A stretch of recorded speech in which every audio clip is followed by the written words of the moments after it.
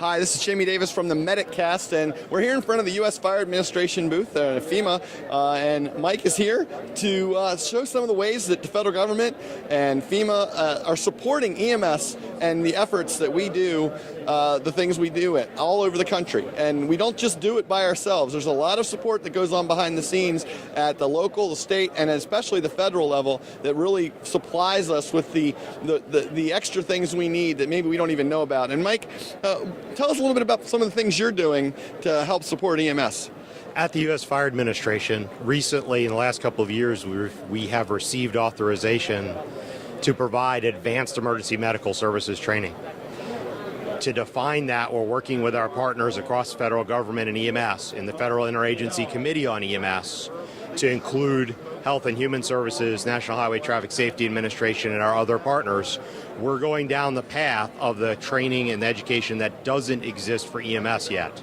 EMS in the ICS arena, how we manage MCIs in the medical components of ICS specifically, the management of EMS systems to include quality management, process improvement, research to provide evidence-based process improvement, the management aspects that aren't included in your basic and paramedic courses.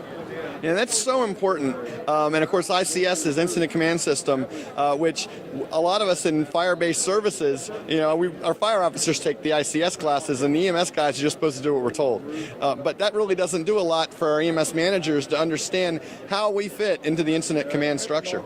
Exactly. And on the other end of that spectrum, our EMS personnel learn triage real well. Patient treatment, our EMTs and paramedics know.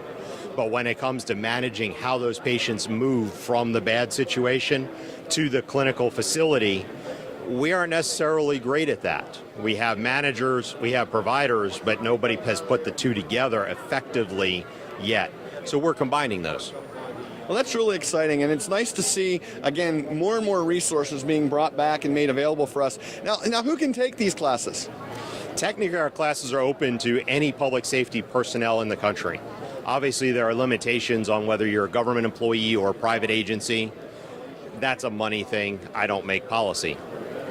And that makes a difference, but it is there for you. Just like every other class you might take at a conference like this, there are these resources that are at the U.S. Fire Academy that really are taught by well-trained professionals, names and people that have been around for a long time, and learning the management aspects gives you an opportunity to progress in your career as an EMS professional. Yes, it does, as well as giving the opportunity to take national standards and best practices back to your community that maybe your community hasn't seen from the lessons learned in some of these larger incidents.